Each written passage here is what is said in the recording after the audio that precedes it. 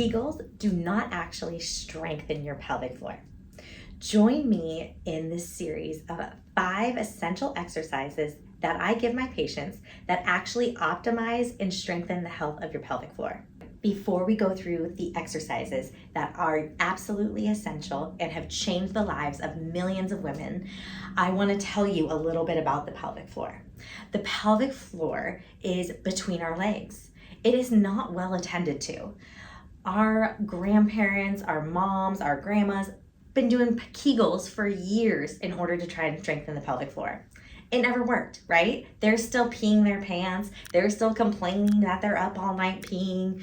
It didn't work, okay? They still have low back pain. They still have hip pain. So what we need to do to actually strengthen and heal the health of our pelvic floor is to go through the lengthening phases of the pelvic floor and use the full range of motion of this muscle. And naturally, this muscle tends to be in a very shortened and contracted state. So if this is the muscle, my elbow is the muscle, if this is the pelvic floor, this is relaxation and this is contraction.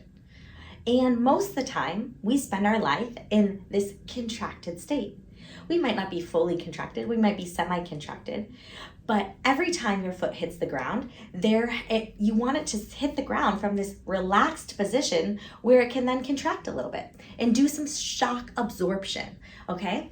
So if we just constantly work on contracting with Kegels, we aren't going to optimize the full health of the pelvic floor, and we're not going to get that shock absorption mechanism that I'm speaking about. So what we need to have happen is we need to work on the relaxation of the pelvic floor, the relaxing phase, because so much of the time we are living in this semi-contracted state, just based on lifestyle, based on stress, and all of that stuff. So I'm going to go through these exercises with you. We're going to go through 5 exercises that's going to work on the lengthening of the pelvic floor. Join me here as we get into these poses. So with your feet about 2 fist widths apart in really good alignment, so your hips are in their socket, I'm going to have you put your hands on your belly and take a nice deep breath into your belly and exhale. Inhaling into belly again and exhaling. As you draw the air into belly, you should feel your abdominal cavity expand. And exhale. Now you can start to bring the air not only into your belly, but between your legs and into your pelvic floor. You can imagine that you're opening your vagina or opening your anus. So deep breath in here. Deep breath in. Think about everything opening between your legs. Exhale, you're going to get a natural recoil.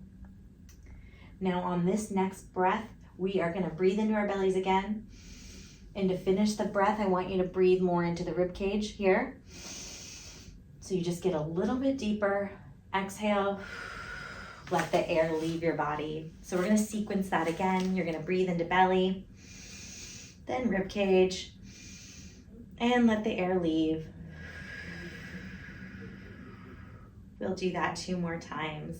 Inhaling and opening into rib cage, and exhaling and letting it go.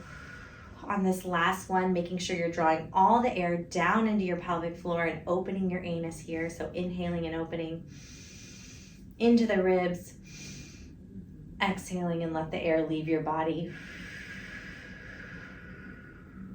Great job. That was our very first pose here. So you're going into that diaphragmatic breath, and then we progressed into a lateral intercostal breath pattern. All right, so go ahead and complete that, and you can continue that if that felt really good for you. I recommend doing that for at least 5 minutes a day. Now I'm going to have you join me for a cat-cow pose, and we're going to use that same breath pattern we just did that we started with while relaxing our pelvic floor with this movement pattern. So join me here. All right, as we're on all fours, I'm lengthening my spine, imagining the top of my head where a ponytail would be being pulled directly to that wall. and then my tailbone being pulled directly to that wall, fully lengthening my spine. Now I'm gonna inhale here and exhale. Now I'm gonna have you do that inhale here. As you go into extension, exhale, rounding your spine.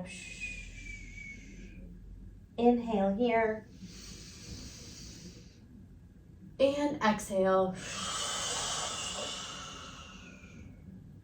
On this inhale now, I want you to think about flaring your sit bones open on that inhale.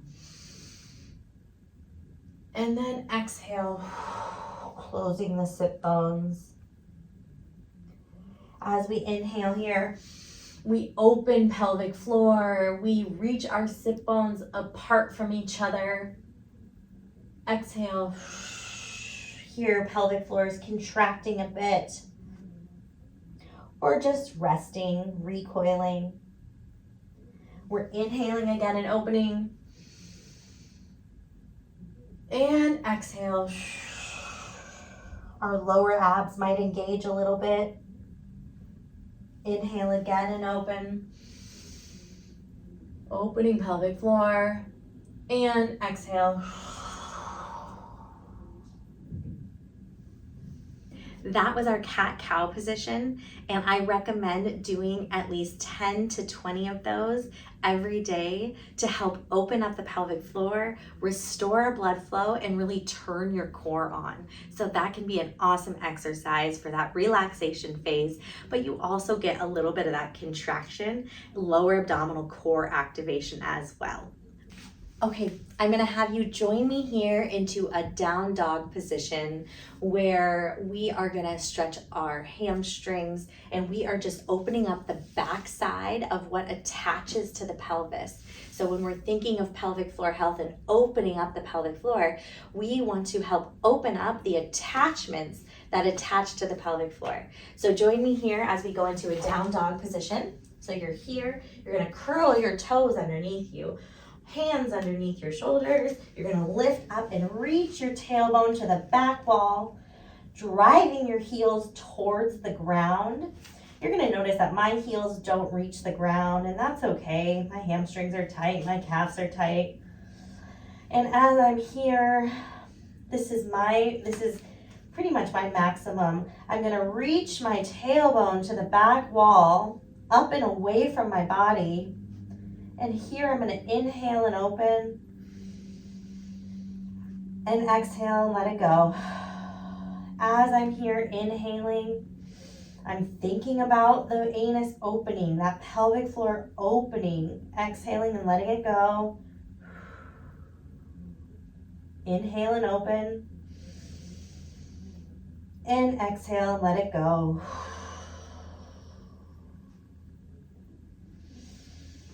I like to hold this pose statically for 2 to 5 minutes. You might have to work up to 5 minutes because this can really start to burn. But essentially you want to work your heels down to the floor and work your tailbone up to the sky, elongating the back sides of your legs.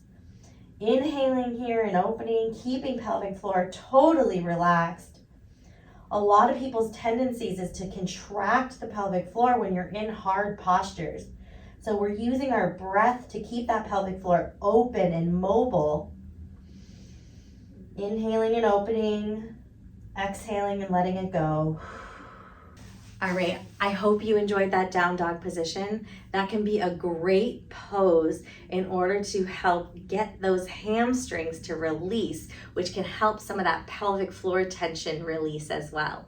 All right, just make sure that you're using the breath pattern that we established to start in that position, because we want to keep the blood flowing and the air going all the way deep into the pelvic floor. Sometimes when we're in those hard postures, like I mentioned, you're gonna get that tightness and that contraction, and that's gonna work against us because our natural state is for our bodies to go into that contraction, to go into that Kegel when we're doing hard things. So we wanna see if hey, can I work it in that opening motion when we're doing hard things? And that's actually more beneficial for your body and your overall core strength, okay? Here we go. We're going to go into our next pose. It is going to be a lumbar extension pose. So here we go. Hands underneath shoulder blades. As we're here, we're going to gently press up. I want you to try and keep your glutes relaxed when you're in this position. So your butt isn't clenching. You're keeping your glutes relaxed. You're going to lower down slow. We're just going to repeat this motion here. So I like to do it. You're going to inhale here. And you can exhale at the top. Really letting your spine hit different ranges of motion. You know, we don't really put our spine in this extended position. When our spine is extended, we tend to get more pelvic floor contraction and activation. And you're going to relax it on the way down. You can even play with exhaling on the way up, so but keeping your butt relaxed is very essential to get that range of motion through your lumbar spine. Come back down, go up. The reason we're doing this as a pelvic floor health activity is because it's help opening up the little ways the nerves come through the spine and go down to the pelvis. So it can help decompress some of those nerves. And they're called they create joints called facets where the nerves come out. And when you're in this position, it helps decompress those nerves. Come back down. And you go again.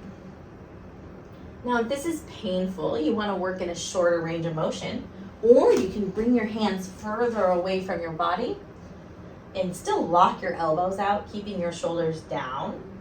But you're still going to get that motion. And just remember, keep your butt relaxed so you kind of can shake them out if that feels good too. Lower down slow and come back up. And again, I'm breathing at the top. I'm holding a little bit just to improve that motion of my spine, help get those nerve roots down my legs, free up those little nerves, and come back down. If this is causing too much pinching in your spine, please go shy of that pinching. And as long as that pinching goes away when you come back down, that's a good, that means like you're probably at your max stretch there. We don't want this pain, we don't want that pinch to linger when you come off of that stretch. So you're here, you're going into it, and then you can come back down. Okay, we are gonna go into our fifth and final stretch for our pelvic floor optimization routine. And this is gonna be a mid-back stretch. The reason we're opening our mid-back up is because our diaphragm lives underneath our mid-back. That's the muscle that we use to breathe. And if we're using that muscle to breathe, the more it has excursion, or it has this motion, the more that the pelvic floor can have this motion, because the pelvic floor mimics the way the diaphragm moves, okay? So we're gonna go into this thoracic stretch to help open up the diaphragm and in turn cause some pelvic floor relaxation and help give the pelvic floor more excursion and opening of motion. All right, here we go.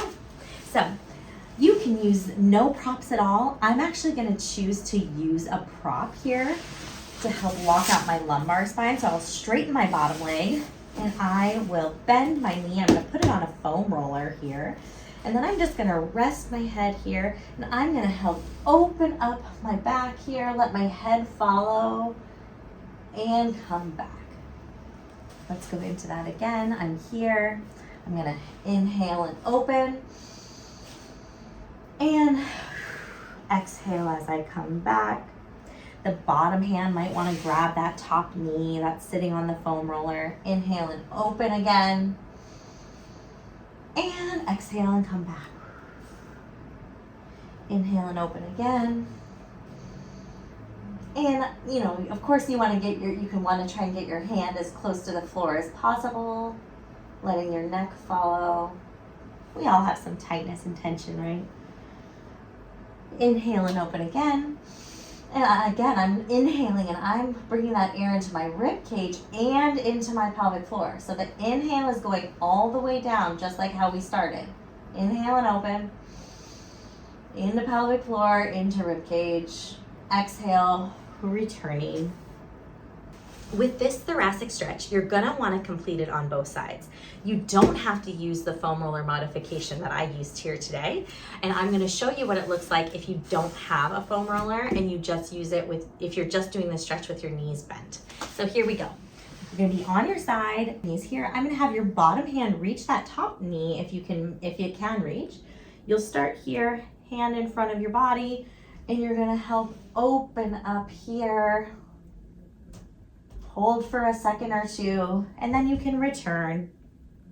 Inhale and open. And exhale, return. So that's what it looks like if you do not have a foam roller. If you go through these poses, spend some time breathing at the end and just really tuning into that opening of the pelvic floor. So I love these exercises in order to help bring range of motion to the pelvic floor. They are so much more valuable than Kegels will ever be. Most people live in a Kegeled state. So in order to keep Kegeling is just gonna put so much pressure on the organs, and it's gonna actually cause more incontinence. So ditch the Kegels, go for the stretches that we did in this routine. This is what I give my patients. I'm Dr. Allison Felt. We are located in downtown Edmonds, Washington and Poulsbo, Washington. You can find us online at bodymotionpt.com. But like and subscribe to our YouTube, share this with your friends, help get them to start to optimize their pelvic health, because this is so important as we age and go through life. We want to be working our pelvic floors in these full range of motions and be really stretching everything that attaches to the pelvic floor. So I really hope you enjoyed this video, and if you did, please let me know. Drop a question below if you want to let me know that this really helped you, or you need a modification for a certain exercise, or you're feeling something in your body that might not feel normal for you. Please let me know. Drop it in the comments and I will personally get back to you as quickly as I can. Thank you so much for joining with me today, and I can't wait to catch you next time. Take care.